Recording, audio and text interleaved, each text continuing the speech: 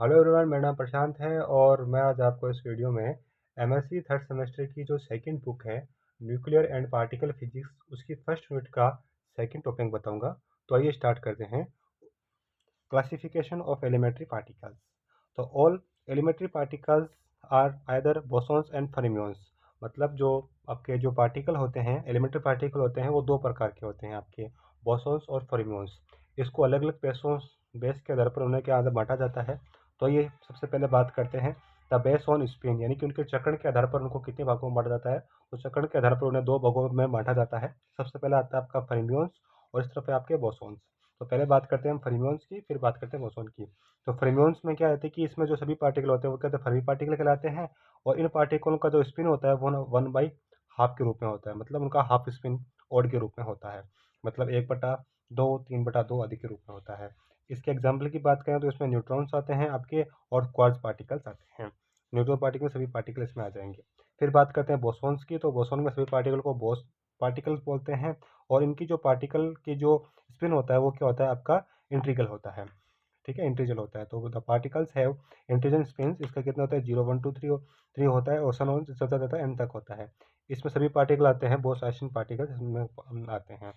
ठीक है, अब हम बात करते हैं बेस्ड ऑन द इंटीग्रेशन। दो प्रकार के हमने इंटीग्रेशन पढ़े थे पिछली वाले वीडियो में। इसमें एक तो था आपका वीक और एक था आपका स्ट्रॉन्ग। तो सबसे पहले बात करते हैं वीक इंटीग्रेशन, वीक इंट्रैक्शन के बारे में बात करते हैं। तो इसमें इसको लेप्टॉन में बांटा जाता है। लेप्टॉन के 3 वर्ग और है, जिसमें आपके इलेक्ट्रॉन्स आते हैं, नाउन्स आते हैं और टाउन आते हैं।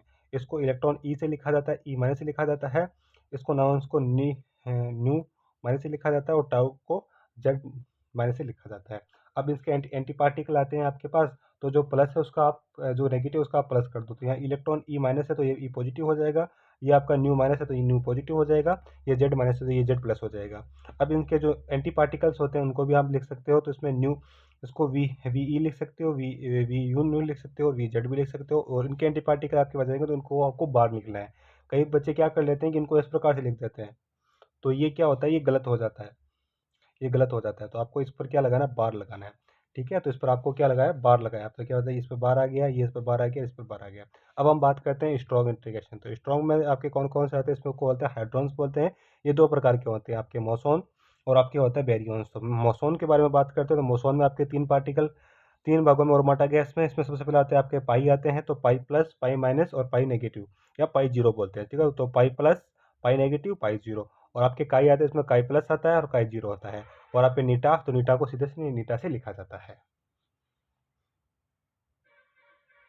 अब हम बात करते हैं नियॉन, इसमें बेरियंस की बात करते हैं। तो इन्हें दो भागों में और बांटा जाता है। सबसे पहले आता है आपके न्यूक्लियन। तो न्यूक्लियन में आपने पढ़ा होगा प्रोटॉन और न्यूट्रॉन होते हैं। और हाइड्रोजन हार्पियंस होते हैं वो कितने प्रकार वो 4 प्रकार के होते हैं। उसमें सिग्मा होता है आपका, कैस्केट होता है, ओमेगा होता है और लेमडा होता है। सिग्मा आपके 3 प्रकार के होते हैं, सिग्मा पॉजिटिव, सिग्मा नेगेटिव और सिग्मा जीरो। आपके कैस्केट 2 प्रकार के होते हैं, सिग्मा माइनस, सिग्मा जीरो। और आपके ओमेगा क्या होता है, ओमेगा माइनस होता है।